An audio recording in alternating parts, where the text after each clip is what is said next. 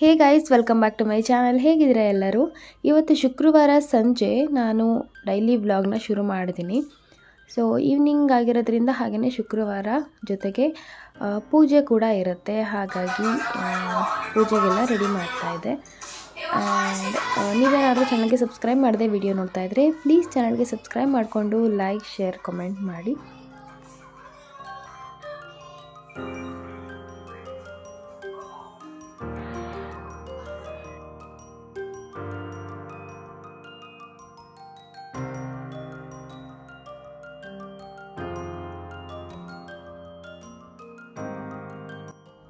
So ಈಗ dinner ಪ್ರಿಪ್ರೇಷನ್ಗೆ ಬಂದಿದ್ದೀನಿ. First ಇಲ್ಲಿ ಹಾಲು ತಂದಿದ್ರು, ಅದನ್ನೆಲ್ಲ ಸೋಸಿ ಎತ್ತಿಡ್ತಾ ಇದ್ದೀನಿ.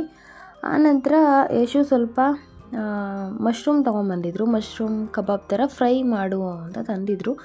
ಸೊ ಅದಕ್ಕೂ ಕೂಡ ಎಲ್ಲ ರೆಡಿ ಮಾಡಿಕೊಂಡೆ. ಆ್ಯಂಡ್ ಆ ರೆಸಿಪಿ ಕೂಡ ನಿಮಗೂ ಕೂಡ ತೋರಿಸ್ತೀನಿ. ಟೇಸ್ಟಿಯಾಗಿರುತ್ತೆ. ನೀವು ಕೂಡ ಒಂದ್ಸಲ ಟ್ರೈ ಮಾಡಿ ನೋಡಿ ಹೇಗಿರುತ್ತೆ ಅಂತ ತಪ್ಪದೇ ಕಾಮೆಂಟಲ್ಲಿ ಹೇಳಿ. ಸೊ ಈಗಂತೂ ಕಾರ್ತಿಕ್ ಮಾಸ ಇರೋದ್ರಿಂದ ನಾವಿನ್ನೂ ನಾನ್ ವೆಜ್ ಮಾಡಿಲ್ಲ ಮನೇಲಿ. ಸೊ ನನಗಂತೂ ಫುಲ್ಲು ನಾನ್ ವೆಜ್ ತಿಂದೆ ಒಂಥರ ಆಗ್ಬಿಟ್ಟಿದೆ ಬಾಯೆಲ್ಲ. ಆ್ಯಂಡ್ ತಿನ್ನಬೇಕಾದ್ರೆ ಆ ಥರ ಎಲ್ಲ ಅನಿಸಲ್ಲ. ನಾವು ಅವಾಗವಾಗ ಮಾಡಬೇಕಾದ್ರೆ ಒಂದು 15 ದಿನ ಗ್ಯಾಪ್ ಕೊಟ್ಟರು ಏನು ಅನಿಸಲ್ಲ. ಬಟ್ ಈ ಥರ ದೇವ್ರಿಗೋಸ್ಕರ ಬಿಟ್ಟಿದ್ದೀವಿ ಅಂತ ಅಂದಾಗ ಆ ಕಡೆಯೇ ನಮ್ಮ ಧ್ಯಾನ ಎಳಿತಾ ಇರುತ್ತೆ. ಸೊ ಇವಾಗ ಮಶ್ರೂಮ್ ಎಲ್ಲ ಹಾಕಿ ವಾಶ್ ಮಾಡ್ತಾಯಿದ್ದೀನಿ. ಸ್ವಲ್ಪ ಉಪ್ಪು ಹಾಕಿ ಒಂದು 5 ಮಿನಿಟ್ಸ್ ನೀರಲ್ಲಿ ನೆನೆಸಿಡ್ತೀನಿ. ಆನಂತರ ಒಂದು 2 ಸಲ ವಾಶ್ ಮಾಡಿದ್ಮೇಲೆ ಮಶ್ರೂಮ್ನ ಯೂಸ್ ಮಾಡ್ತೀನಿ. ಸೊ ಇದನ್ನೆಲ್ಲ ನೀಟಾಗಿ ತೊಳ್ಕೊಂಡಾದ್ಮೇಲೆ ಸಣ್ಣ ಸಣ್ಣ ಪೀಸಸ್ ಆಗಿ ಕಟ್ ಮಾಡ್ಕೊಬೇಕು. ಸೊ ನಮ್ಮಲ್ಲಿ ಹೇಗೆ ಅಂದರೆ ಕಾರ್ತಿಕ್ ಮಾಸದಲ್ಲಿ 1 ಮಂತ್ ನಾನ್ ವೆಜ್ ತಿನ್ನಲ್ಲ. ಕೆಲವರು ಮನೇಲಿ ಮಾಡೋದಿಲ್ಲ ಅಷ್ಟೇ, ಹೊರಗಡೆ ಚೆನ್ನಾಗಿ ತಿಂತಿರ್ತಾರೆ. ಆ್ಯಂಡ್ ಕೆಲವರು ಲೇಡೀಸ್ಗಳು ಮಾತ್ರ ತಿನ್ನಲ್ಲ, ಜೆಂಟ್ಸ್ಗಳು ಹೊರಗಡೆ ತಿಂತಿರ್ತಾರೆ. ನಮ್ಮನೇಲಿ ಹೇಗಂದರೆ ನಾನು ಮನೇಲಿ ಮಾಡೋದು ಇಲ್ಲ, ಹೊರಗಡೆನೂ ತಿನ್ನಲ್ಲ, 1 ಮಂತ್ ಪೂರ್ತಿ ತಿನ್ನಲ್ಲ. ಆ್ಯಂಡ್ ಯಶು ಹೊರಗಡೆ ತಿಂತಾರಷ್ಟೇ, ಮನೆಯಲ್ಲಿ ನೋ ಎಂಟ್ರಿ. ಸೊ ಈಗ ಮಶ್ರೂಮ್ ಫ್ರೈ ಮಾಡೋದಕ್ಕೆ ಏನೇನು ಹಾಕ್ಬೇಕಂತ ಹೇಳ್ತೀನಿ. ಒಂದು 3 ಸ್ಪೂನಷ್ಟು ಕಾರ್ನ್ಫ್ಲೋರ್ ಹಾಕಿದ್ದೀನಿ.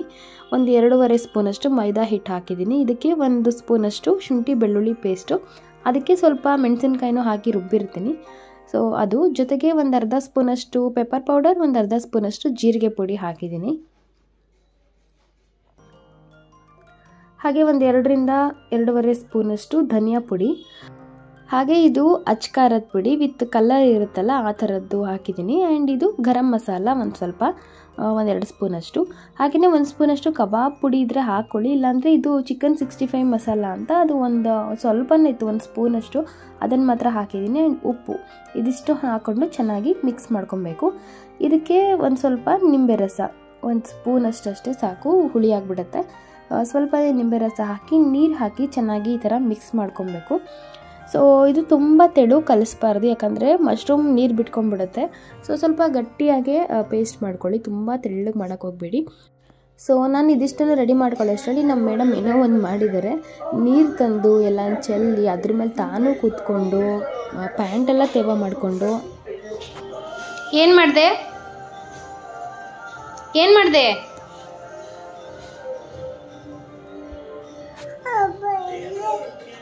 ತಿರುಗು ಹಿಂದೆ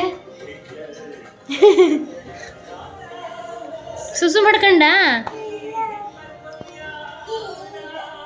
ಸೊ ಏನೇ ಮಾಡಿದ್ರು ಬಂದು ಹೇಳ್ತಾಳೆ, ಅಮ್ಮ ನಾನು ಹಿಂಗೆ ಮಾಡಿದ್ದೀನಿ, ಹಿಂಗೆ ಚೆಲ್ಲಿದ್ದೀನಿ, ಹಿಂಗೆ ಪ್ಯಾಂಟೆಲ್ಲ ತೇವ ಮಾಡ್ಕೊಂಡಿದ್ದೀನಿ ಅಂತ. ಅದೊಂದು ಒಳ್ಳೆ ಬುದ್ಧಿ. ಸೊ ಎಲ್ಲ ಮಾಡೋದೆಲ್ಲ ಮಾಡಿಬಿಟ್ಟು ಆಮೇಲೆ ಏನೂ ಆಗೇ ಇಲ್ಲ ಅನ್ನೋಂಗೆ ಬಂದು ನಿಂತ್ಕೋತಾಳೆ. ಸೊ ಈಗ ಪೇಸ್ಟ್ ರೆಡಿಯಾಗಿದೆ. ಇದಕ್ಕೆ ನಾನು ಮಶ್ರೂಮ್ ಹಾಕ್ಕೊಂಡು ಕಲಿಸ್ಕೊತೀನಿ. ಸ್ವಲ್ಪ ನೀರು ಬೇಕನ್ನಿಸ್ತು, ಹಾಗಾಗಿ ಹಾಕ್ಕೊಂಡೆ. ಆ್ಯಂಡ್ ತುಂಬ ತೆಳುಗೆ ಮಾಡ್ಕೊಬೇಡಿ, ಮೊದಲೇ ಹೇಳಿದಾಗೆ ನೀರು ಬಿಟ್ಕೊಂಡ್ಬಿಡುತ್ತೆ ಅದು.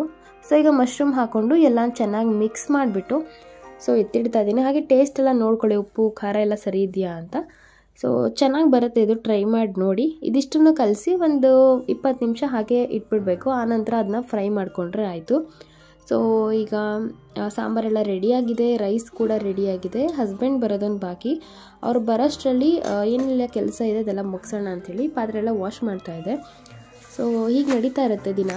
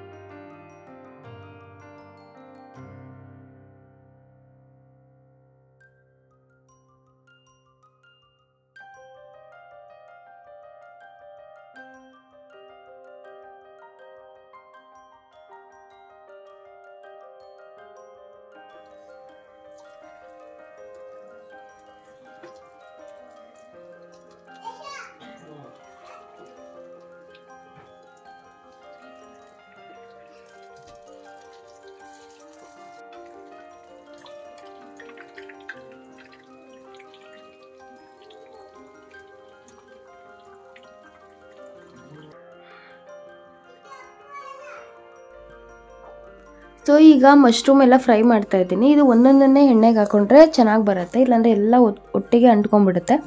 ಸೊ ಇದು ಸ್ವಲ್ಪ ಕ್ರಿಸ್ಪಿ ಆಗೋವರೆಗೆ ಚೆನ್ನಾಗಿ ಬೇಯಿಸಬೇಕು, ಬೇಗನೆ ತೆಗಿಯೋ ಹಾಗಿಲ್ಲ. ಮಶ್ರೂಮ್ ಬೇಗ ಬೇಯುತ್ತೆ, ಬಟ್ ಅದು ಮೇಲೆ ಏನು ಹಿಟ್ಟಿರುತ್ತಲ್ಲ ಅದು ಸ್ವಲ್ಪ ಕ್ರಿಸ್ಪಿಯಾಗಿ ಬರಬೇಕು ಅಂದರೆ ಸ್ವಲ್ಪ ಜಾಸ್ತಿ ಹೊತ್ತು ಅದನ್ನ ಫ್ರೈ ಮಾಡ್ಕೊಬೇಕು ಮೀಡಿಯಮ್ ಫ್ಲೇಮಲ್ಲಿ. ಸೊ ಟೇಸ್ಟಿಯಾಗಿತ್ತು, ತುಂಬ ಚೆನ್ನಾಗಿತ್ತು. ಕಲರ್ ಈ ಥರ ಕಾಣಿಸ್ತಿದೆ ಅಷ್ಟೇ, ಬಟ್ ಅದೇನೋ ರಿಯಲಾಗಿ ನೋಡಿದಾಗ ಇಷ್ಟೊಂದು ಕಲರ್ ಇರಲಿಲ್ಲ. ಬಟ್ ಅದು ನ್ಯಾಚುರಲ್ ಆಗಿ ಮಾಡಿರೋದ್ರಿಂದ ಏನೂ ಪ್ರಾಬ್ಲಮ್ ಇಲ್ಲ, ನಾವೇನು ಎಕ್ಸ್ಟ್ರಾ ಕಲರ್ ಎಲ್ಲ ಹಾಕಿಲ್ಲ ಅಲ್ವಾ. ಟೇಸ್ಟಿಯಾಗಿ ತುಂಬ ಚೆನ್ನಾಗಿತ್ತು. ನೀವು ಕೂಡ ಒಂದ್ಸಲ ಟ್ರೈ ಮಾಡಿ. ಆ್ಯಂಡ್ ಇದು ಹಾಲು ಪಾಪುಗೆ ಹಾಗೆ ನನಗೆ. ಯಶು ಒಂದೊಂದು ದಿನ ಕುಡಿತಾರೆ, ಒಂದೊಂದು ದಿನ ಕುಡಿಯಲ್ಲ. ಸೊ ಇಲ್ಲಿ ಮೇಡಮ್ ಅವರು ಬ್ಯುಸಿ.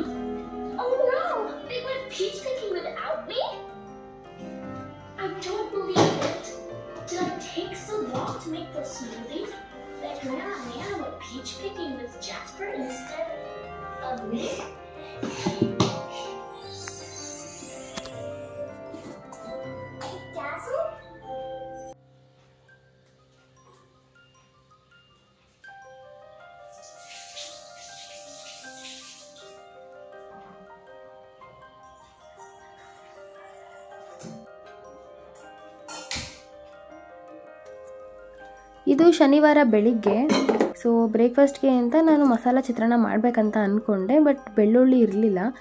ಸೊ ಅದು ರುಬ್ಬೋದಕ್ಕೂ ಬೇಕು, ಜೊತೆಗೆ ಒಗ್ಗರಣೆ ಹಾಕೋದಕ್ಕೂ ಬೇಕು. ಒಂದೇ ಇತ್ತು, ಸಾಕಾಗಲ್ಲ ಅಂಥೇಳಿ ನಾನು ಮಸಾಲ ಚಿತ್ರಾನ್ನ ಸ್ಕಿಪ್ ಮಾಡಿ ಉಪ್ಪಿಟ್ಟು ಮಾಡೋಣ ಅಂತ ಅಂದ್ಕೊಂಡೆ.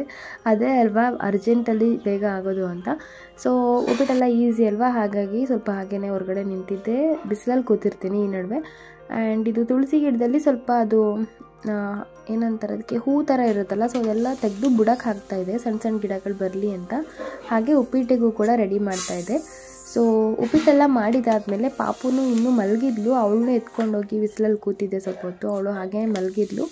ಸ್ವಲ್ಪ ಹೊತ್ತು ಬಿಸಿಲು ಕಾಯಿಸೋಣ ಅಂತ. ಅವಳಿಗೆ ಎದ್ದೇಳೋದು ಲೇಟ್ ಆಗುತ್ತೆ, ಡೈಲಿ ಲೇಟ್, 9 ಗಂಟೆ 8:30 ಹಿಂಗೆ ಎದ್ದೇಳ್ತಾಳೆ. ಎದ್ದ ತಕ್ಷಣ ಅವಳಿಗೆ ಬ್ರಷ್ ಮಾಡಿಸಿ, ಫೇಸ್ ವಾಶ್ ಮಾಡಿಸಿ, ಸ್ನಾನ ಮಾಡಿಸೋಗಿದ್ರೆ ಸ್ನಾನ ಮಾಡಿಸಿ, ಅವಳನ್ನ ರೆಡಿ ಮಾಡಿ ತಿಂಡಿ ತಿನ್ನಿಸಿ ಕಳಿಸೋಷ್ಟರಲ್ಲಿ 10 ಗಂಟೆ ಹಾಗೆ ಬಿಡುತ್ತೆ. ಅವಳು ಸೂರ್ಯನ ಬೆಳಕಿಗೆ ಬರ್ತಾನೆ ಇಲ್ಲ, ಲೇಟಾಗಿ ಎದ್ದೇಳ್ತಾಳೆ. ಹಾಗಾಗಿ ಇವತ್ತೇನು ಮಾಡಿದೆ, ಅವಳು ಮಲಗಿರಲಿ ಅಂತೇಳಿ ಹಾಗೆಯೇ ಭುಜದ ಮೇಲೆ ಹಾಕೊಂಡು ಕರ್ಕೊಂಡೋಗಿ ಬಿಸಿಲಲ್ಲಿ ಕೂತಿದ್ದೆ. ಸೊ ವಿಟಮಿನ್ ಡಿ ತುಂಬ ಯೂಸ್ ಆಗುತ್ತೆ ಅದರಿಂದ.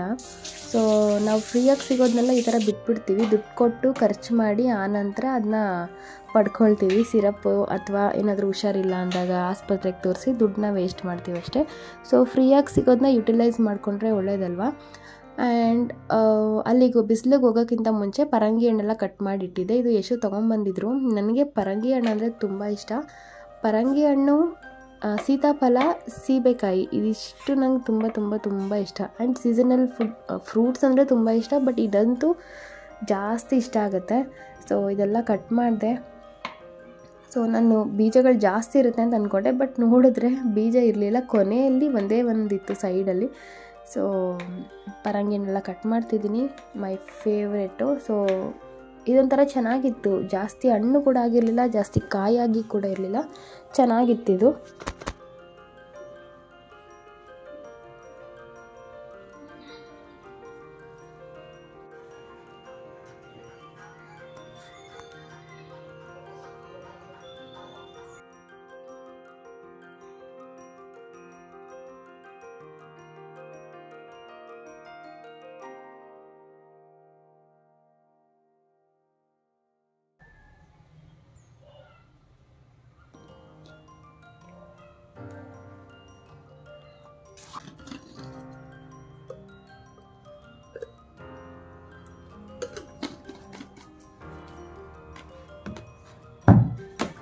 ಪಾಪುನ ಅಂಗನವಾಡಿಗೆ ಬಿಟ್ಟು ಬಂದು ಬಟ್ಟೆಗಳೆಲ್ಲ ವಾಶ್ಗೆ ಹಾಕಬೇಕಿತ್ತು, ಅದನ್ನೆಲ್ಲ ವಾಶ್ಗೆ ಹಾಕ್ತೆ. ಜೊತೆಗೆ ಪಾಪು ಬಟ್ಟೆಗಳು, ಯಶು ಬಟ್ಟೆಗಳೆಲ್ಲ ಸ್ವಲ್ಪ ಮೆಸ್ಸಿ ಆಗಿತ್ತು ಕಬೋರ್ಡಲ್ಲಿ, ಅದನ್ನೆಲ್ಲ ಜೋಡಿಸ್ತಾ ಇದ್ದೆ. ಅನಂತರ ಒಂದು ಪಾರ್ಸೆಲ್ ಬಂತು.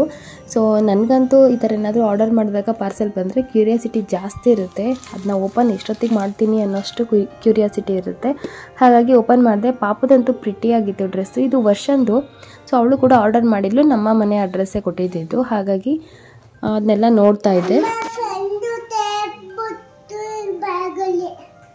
ಏನಪ್ಪ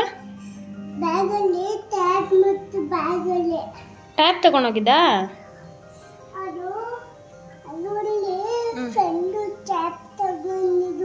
ಹೌದಾ? ಆಮೇಲೆ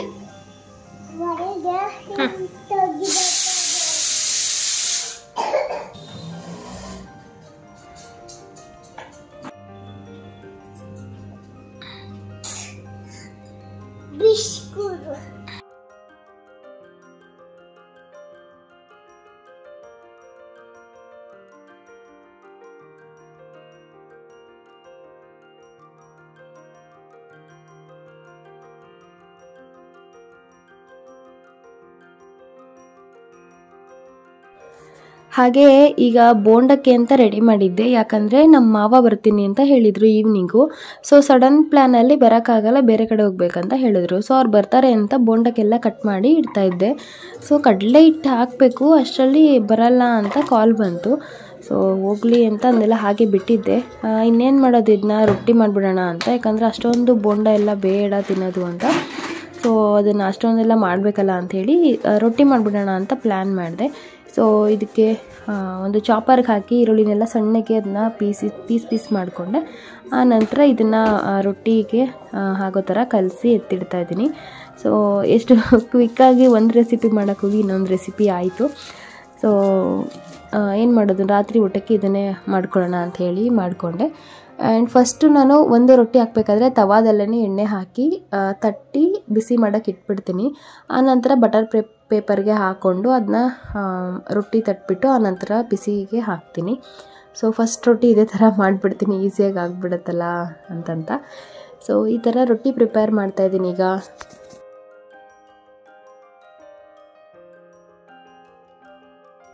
ಇದಂತೂ ಹೆಲ್ದಿ ರೆಸಿಪಿ ಅಂತಲೇ ಹೇಳ್ಬೋದು. ಡಯಟ್ ಮಾಡೋರಿಗೂ ಕೂಡ ಇದು ತುಂಬ ಯೂಸ್ ಆಗುತ್ತೆ.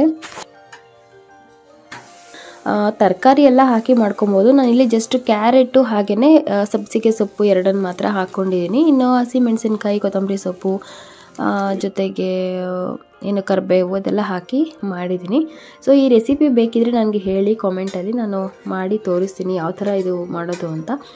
ಆ್ಯಂಡ್ ಫ್ರೆಂಡ್ಸ್, ಇದಾಗಿತ್ತು ನನ್ನ ಇವತ್ತಿನ ವ್ಲಾಗ್. ನೀವೇನಾದರೂ ಚಾನಲ್ಗೆ ಸಬ್ಸ್ಕ್ರೈಬ್ ಮಾಡದೆ ವಿಡಿಯೋ ನೋಡ್ತಾ ಇದ್ದರೆ ಪ್ಲೀಸ್ ಚಾನಲ್ಗೆ ಸಬ್ಸ್ಕ್ರೈಬ್ ಮಾಡಿಕೊಂಡು ಸಪೋರ್ಟ್ ಮಾಡಿ. ಸೊ ನಾನು ಮತ್ತೆ ಮುಂದಿನ ವ್ಲಾಗಲ್ಲಿ ಸಿಗ್ತೀನಿ. ಅಲ್ಲಿವರೆಗೂ ಹೀಗೆ ಸಪೋರ್ಟ್ ಮಾಡಿ. ಬಾಯ್, ಟೇಕ್ ಕೇರ್.